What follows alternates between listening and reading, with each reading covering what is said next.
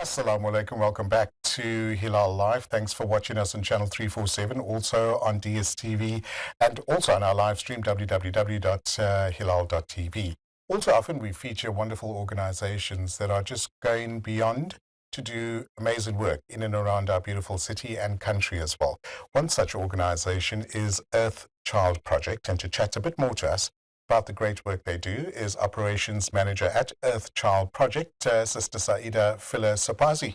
Assalamu alaikum, welcome. Walaikum salam wa rahmatullahi wa barakatuh. Shukran so much for having us. My absolute pleasure, and I've heard wonderful things about your organization. I thought let's invite you guys into studio and share the wonderful work that you do with our audience as well. So for those that don't know too much about Earth Child Project, tell us a bit more. We're a non-profit organization, and we were founded in 2007. Okay. We started with just 2 staff members in one school, and we've grown now to 17 staff members operating in 8 schools. Wow, amazing. Yeah. Okay. And what was the need for you to start this project? I mean, what did you see? What did you identify the need out there? So the ladies that founded this project were incredibly passionate about youth development, about the communities, in particular the community of Khayelitsha, which is where this organization started, the environment, and teaching young people to care for themselves and care for the earth and care for their community. Nice. And, you know, looking at this community of Khayelitsha and how under-resourced it was, how not green it was, they really had a passion to change the community and bring some greenery into these children's lives and expose them to environments that they've never been exposed to before. Exposed to, I would imagine. Yeah. So what are some of the projects that you do within the Khayelitsha area? So our programs are mainly focused on self-awareness, on health, and on the environment. Our flagship program is called the Living Classrooms program, and we work with children in the foundation phase, your littlies from grade R to grade 4, teaching them worm farming, teaching them breath work, teaching them stretching exercises, gentle movement. That is where we engage quite a large bulk of our kids. We also have eco clubs that we run, teaching our children about the environment, about recycling. We take children out of the communities to hiking trails as well. We take our children on camps. And we also work with the teachers of these schools that we are based in. Because I suppose once you leave, you know, that work needs to continue and, you know, rebuild in the school environment as well.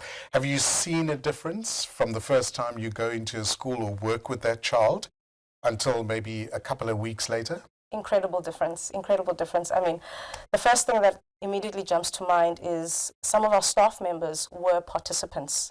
So when we started about 17 years ago, they were about 10 years old, and now they're adults giving back to the very schools that they came from. So we've developed these young people to become ambassadors, to become examples to the kids in their communities. But some of the other impacts and changes that we've made in these children's lives is teaching them knowledge about themselves, teaching them how to manage their emotions, regulate their emotions, to take care of the earth, of plants, learning how to grow food gardens. We've made an impact on the schools as well, establishing some food gardens on the school premises as well. And we've built classrooms on the school premises where we can have more impactful work and provide kind of like a special space where the kids can come in, be calm, and be exposed to the work that we do. I suppose with everything going on in the world right now and the pressures that our kiddos are going through, this must be so welcomed for them just to retreat away from normal life and experience something different. Yes, I mean, these communities, both of them, are quite violent, and children from a young age, unfortunately, are exposed to these things. So when they come into our space, they feel a sense of calm, a sense of safety, which is incredibly important to instill in these kids, even if they don't necessarily have it outside of the space, that they have a place where they feel, I can be myself, I can be a child, I can belong.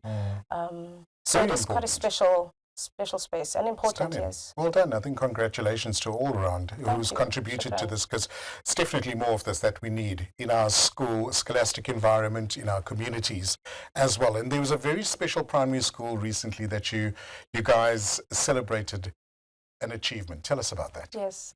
At Ntwasa Primary School in Khayelitsha, we recently launched a food garden. Very exciting. It's a 260 square meter garden. We partnered with an organization called Urban Harvest, who are incredibly knowledgeable. Their expertise is building food gardens in the cities. And yeah, we planted on the 16th of April it was, where we finally planted vegetables, fruits to grow in the school environment. Wow. Do they now use those fruits to, in the school environment? Do they take it home? How does it work? So we have a garden that we established at Lavana Primary School. And what they do there is the vegetables produced there go straight into the school's feeding scheme and feeds 1,000 children a day. Wow. So it is incredibly impactful and important to have these. And we're hoping the same to happen at Ntwasa Primary School as well. Okay.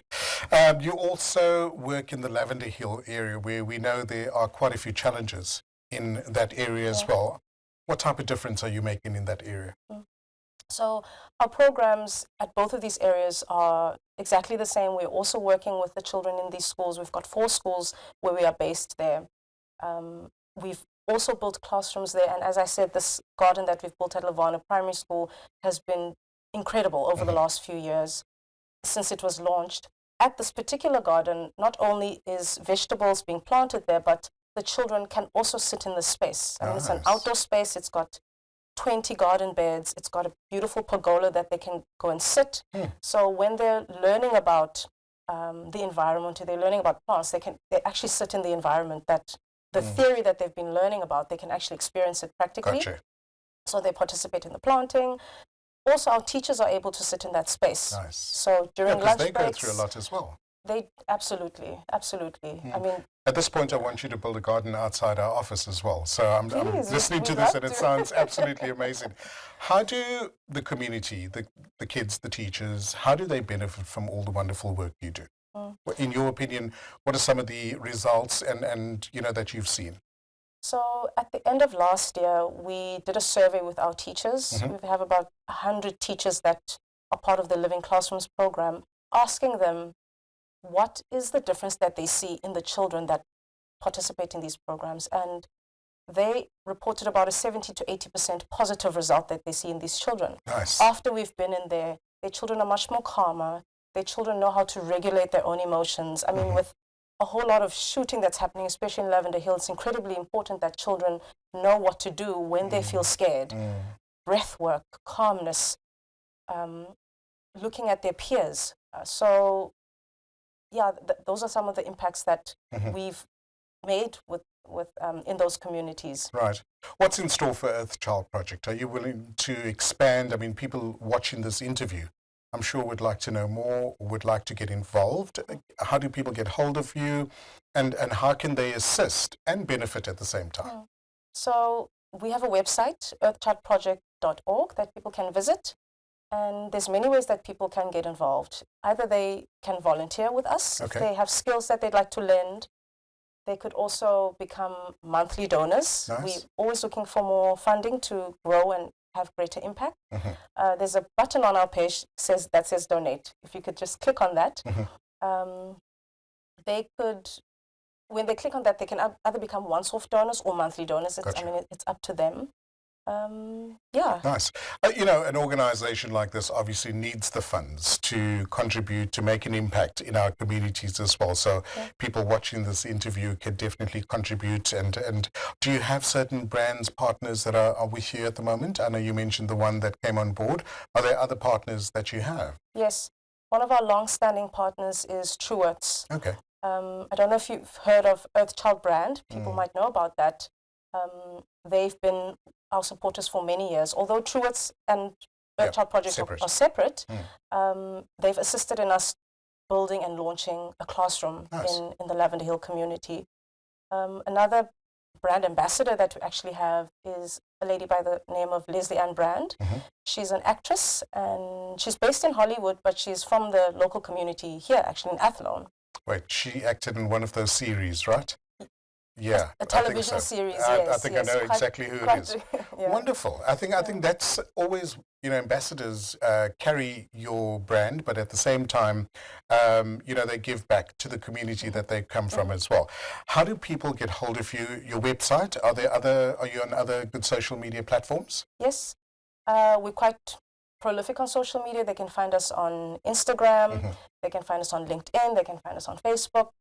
You can send a message. You can email us. Also, Mandy at earthchildproject.org is the lady that you can speak to.